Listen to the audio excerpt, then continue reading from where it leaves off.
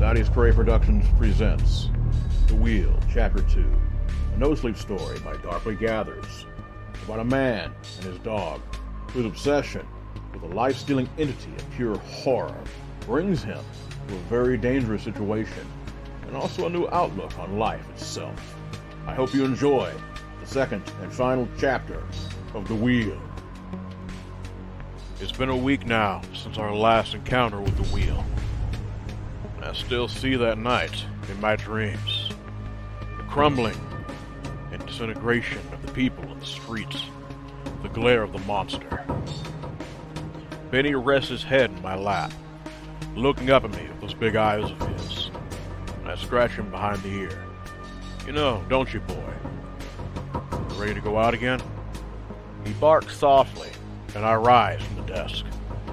I grab from the side my latest purchase. A high-intensity LED floodlight, a massive thing, and the weight of a brick. But it's bright, all right. Bright as fuck. And the Wheel hates the light. That's what I've assumed, at least.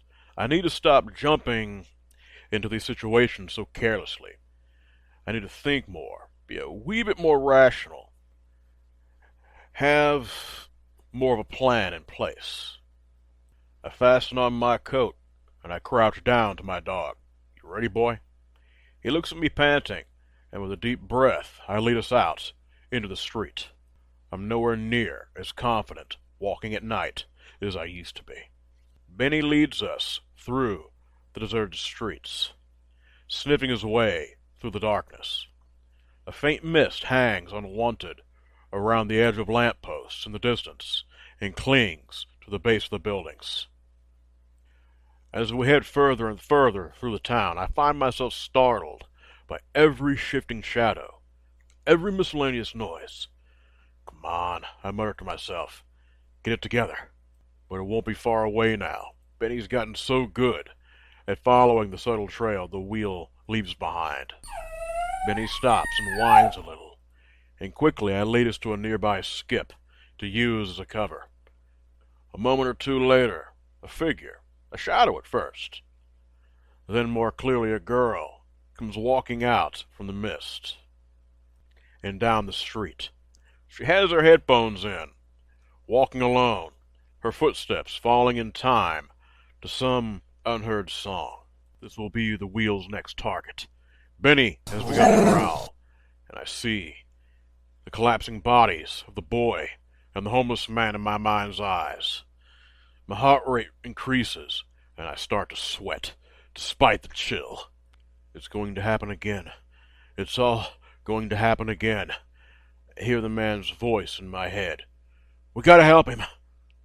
And I realize I have to do something. What's even the point of these exhausting midnight excursions if I'm not going to do something? Hey! I call out, with a hand cupped around my mouth. Psst! Hey! But the girl can't hear. She walks right by on the opposite side of the street, humming quietly. She hasn't even seen me. Nor has she seen the looming shape through the shadows behind her, a towering behemoth, rising up and out of the mist, a long limb stretched out far to grab a hold of a nearby building's emergency exit staircase, creeping as it did before, hungrily watching its prey. Though it moves with less care this time, it makes more of that creaking, metallic noise as it clambers. Has it grown less cautious in its hunts, more feverish for the taste of a human life? My voice catches in my throat. I can't call out now. I just can't. It'll hear me. It'll take me instead. The lights around the rim of its enormous head start to intensify. It's happening.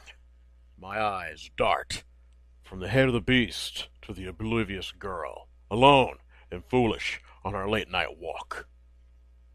The Wheel tightens its grip on the side of building right by me, and dust crumbles from between its claws to the street as its namesake starts to spin faster and faster and the whirring grows louder and louder. The girl finally notices something is amiss as her shadow multiplies and splits right beneath her feet.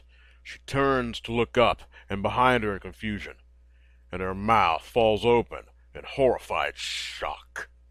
The orange and the fiery glare of the wheel is caught in her eyes, and she is trapped. The wheel leans hungrily down towards her as she begins to age right before my eyes. She grows in height, right through her 20s as dark circles appear beneath her eyes. Creases deepen her eyebrows as she stares with horror at the source of the lights. And a light of my own ignites with a burst of dazzling sun. A white bright stream swung up, round, and into the face of that monstrous wheel. I would have thought of something badass to say, had I not been literally shaking with fear as I burned the floodlight into the wheel. Its own lights falter at once, and with head spinning, it disengages its target and scurries backwards. A low and disturbing metallic shriek echoing from its head as the girl, now woman, crumples to the ground, groaning. "Back, you fucker! Back!" I bellow, finding my voice at last as it knocks chaotically into the nearest wall, sending shards of crumbling brick raining down. On heavy feet and claws, it staggers back and turns, hastening away into the safety of the shadows. Still trembling, and not daring to turn off the floodlight's glare, I go to join Benny, already sniffing around the girl in the street. "Hey," I say to her, "are you all right? We've got to get out of here." She raises her head at me.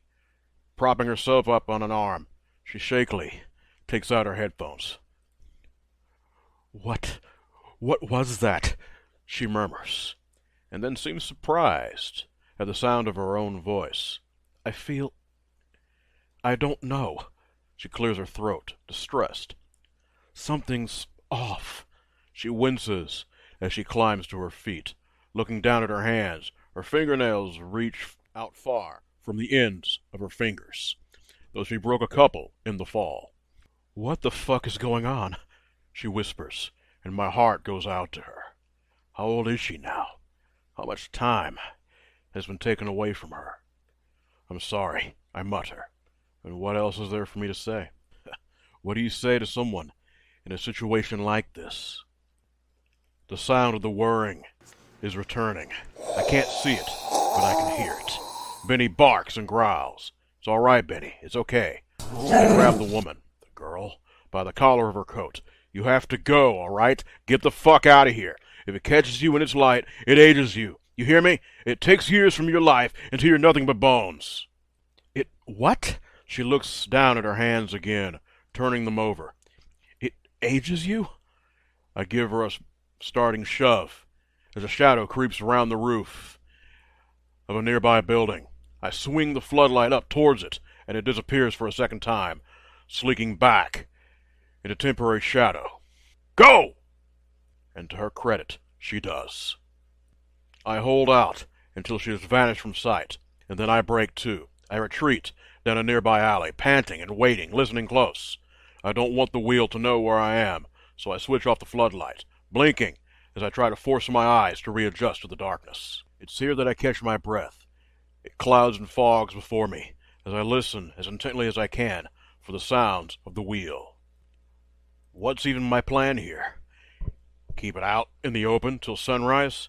What am I expecting to happen? Where does it go? Where does it go during the day?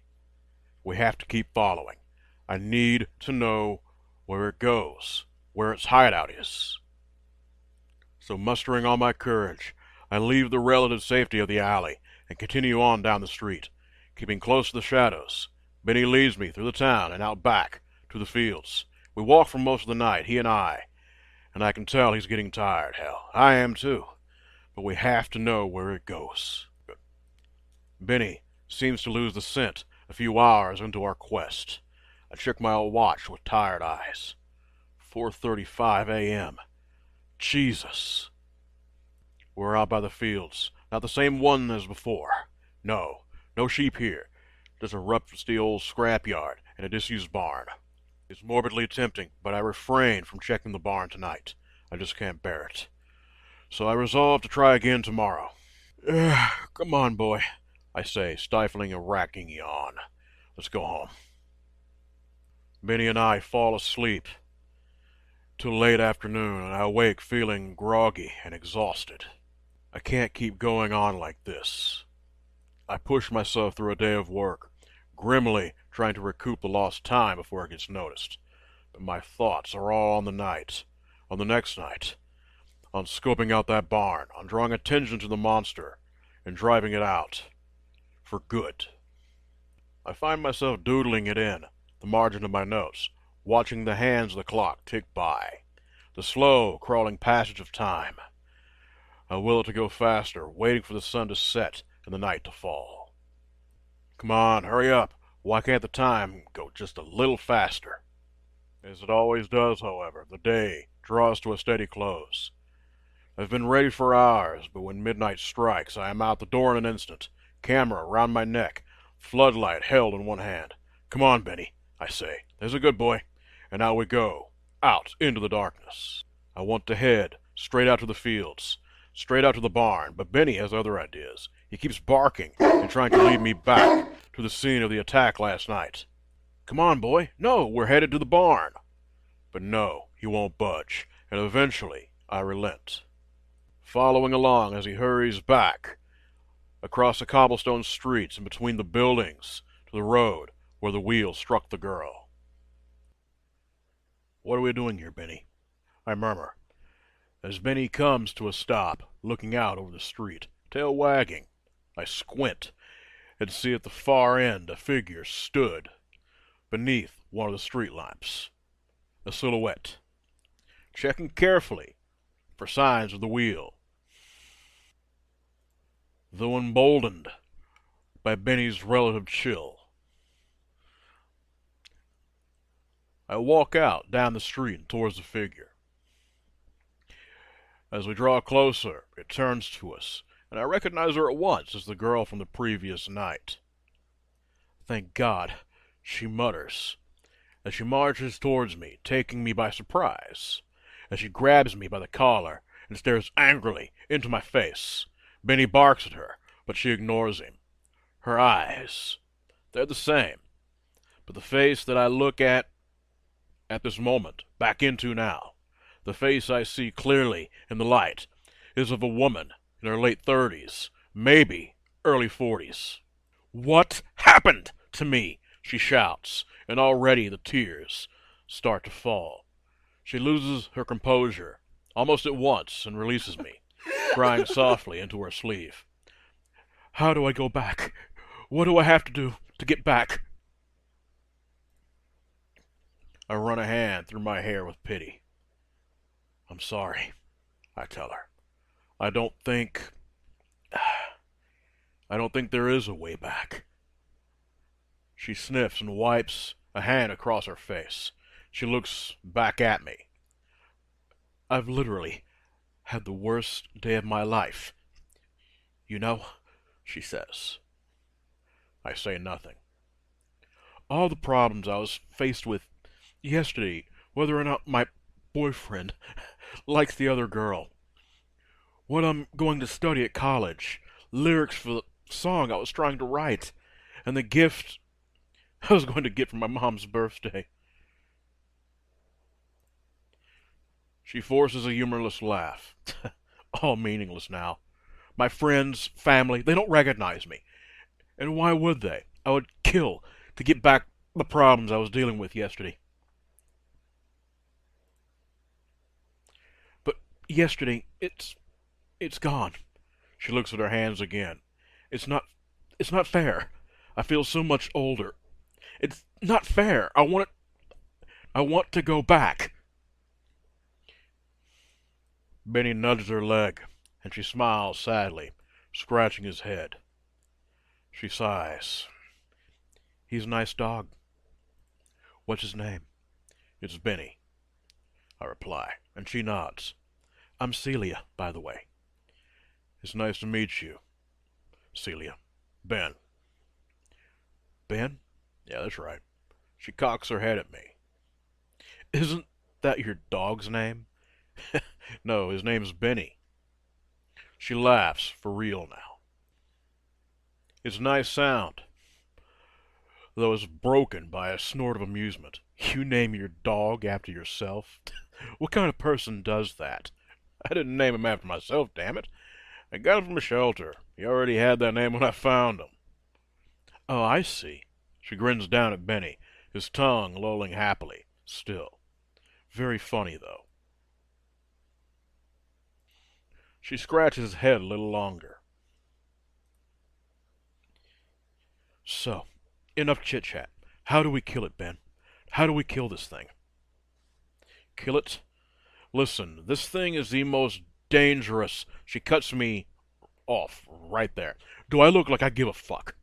I have nothing left. You hear me? I have nothing left. Her eyes shine in the light of the street lamps. So I'm telling you right now, I'm here to kill it, whatever it takes. And so with a sigh, I gesture her to come with us, and Benny now leads us the way I'd expect him to, sniffing the stones and taking us out to the edge of town, towards the fields and the abandoned barn. I tell her what I know. The wheel, that's what I've been calling it. It seems like it has to stay more or less in the same position while it eats. It takes a minute or two for it to warm up. But once you're in that light, you're caught. You're stuck. What's its weakness? I don't know about weakness, but what I do know is that it hates the light.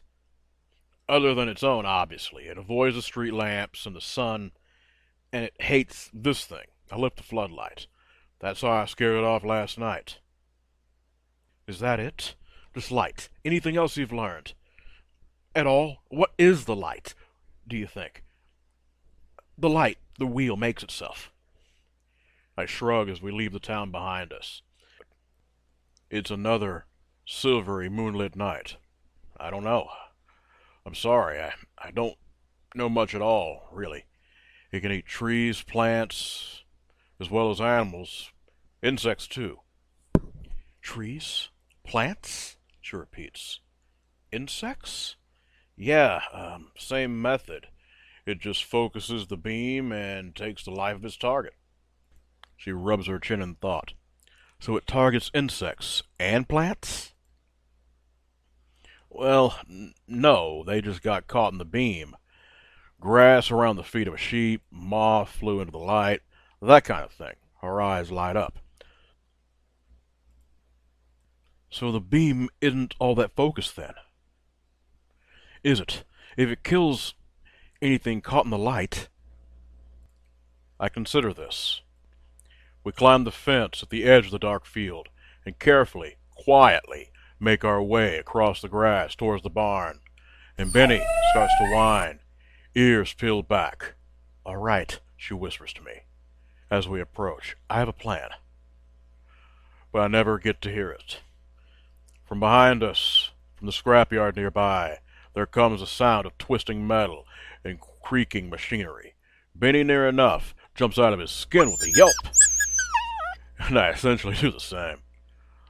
Lights rise up from the clutter, and a long, silvery arm reaches out to provide leverage, as the body and head of the wheel rise up from this wreckage. It whirs with menace, as the light blinks into life, and the great head starts to spin. It clambers down the hill of junk towards us with a sickening speed I had not yet seen from the behemoth. Benny races forwards to face it, barking loudly and angrily, teeth bared. Benny! I call out in a panic, my companion's shadow sent out long and dark across the grass, now illuminated orange. Benny, heel! Come back, boy! The wheel raises itself, angling its light down to Benny, and I sprint towards him, all fear temporarily forgotten, as I rush to grab him. He's not a little dog by any means, and I grunt from the exertion, but I haul him up and fling him out to the side, to the safety of the shadow, as I find myself caught in motion, a fly in resin, eyes wide. My body stiffens, and I am just about to turn my head to look up into the wheel's almighty gaze as it draws from me my life force. Paradoxically, everything slows. Is this it, then? I think to myself. I feel the passage of time as water, rushing swiftly over my body, waves of warmth and ice, alternating across my skin as I feel it tighten in places, loosen in others. My wisdom teeth ache with sudden throbs of pain as they push themselves through the backs of my gums.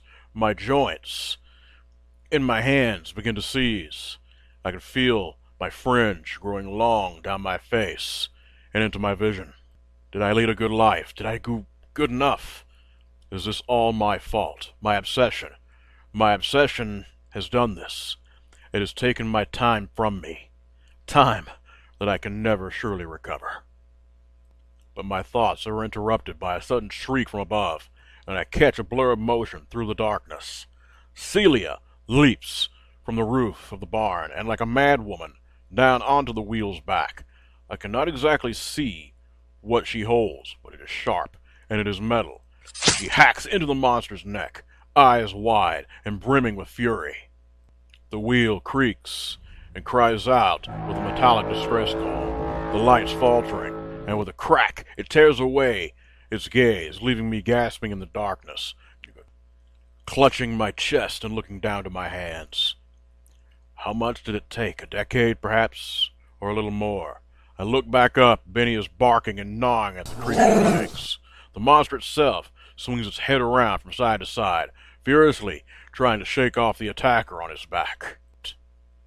I return to my senses and grab up the floodlight, switching it on with a blast of light and aiming the beam at the monster. It recoils with frustration, but alas, Celia is knocked from its back and down to the ground. She doesn't give up, though. She immediately grabs a hold of one of the wheel's legs, stabbing her weapon in as deep as it'll go and keeping a firm grip on the handle. The wheel in its rage looks down at its feet. The great spinning head starts whirring round and round, and Celia is caught in the intense orange glare. And indeed, is the wheel itself. "Heel, Benny!" I call out, and this time he does, running towards me, but still looking back at the scene in the field. Celia's hair starts sprouting from her head, graying and thinning, falling to the ground. Her lips start to wrinkle, the lines aside her eyes become deep and many, but still her bitter grip persists. She will not let the wheel go. The wheel makes noises I had never heard before. The whirring of his head starts to grind. Dust and rust fall from his joints. His posture becomes more hunched, and the color of his body begins to lighten and turn pale. Unaware of what it is doing to itself, or perhaps too caught in the frenzy to care. "Celia!" I call out, aiming the floodlight as best I can, but it's not enough. At last her grip is lost, and she tumbles to the grass. The wheel screams with rage, drawing everything from her until she is nothing more than a cloud of dust to be lost in the wind.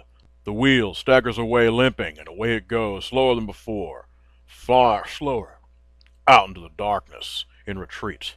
It looks back at me.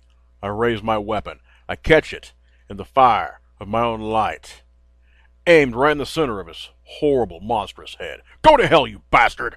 I mutter, as the floodlight buzzes with power and the creature collapses. Down it goes into the grass, and there it disintegrates. Its body falls apart, as if it were a toy dropped from a great height. A black, oil-like substance spills into the grass, and as the wheel and all the wheels within simply disconnect. They break apart. Some roll around a little before they drop, but drop they do, into nothing more than another pile of junk in the field.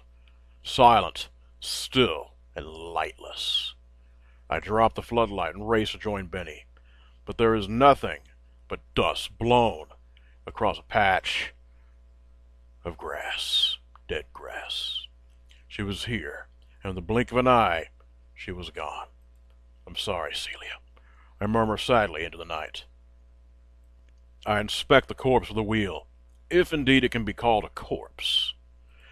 Earlier I likened its body to a werewolf from afar, but now up and close and deceased, it looks like a discarded art project, a wreck, a pile of nothing. Substanceless, really. Come on, Benny, I say to my friend. Let's go home, pal. I get more sleep these days. I still do my research, don't get me wrong, regarding the wheel, about whether there might be more like them out there. There are questions that remain unanswered, but you'll be pleased to know I do allocate my time a lot more carefully. There's nowhere near as much waste to it. I have a little less of it than I did before, after all, and none of us getting it back. But I continue on, and thus ends part 2 of The Wheel. I hope you guys enjoyed this NoSleep story. I plan on putting a few of my own projects out very soon, Werewolf Hunter being priority and also Unforgiven. However, I'll also be putting out my usual content when it comes to different types of cryptids as well as other phenomena. Expect more out of the mental health series too. Just wanted to put that out there. Hope you guys enjoy my content, and as always, be blessed and be safe.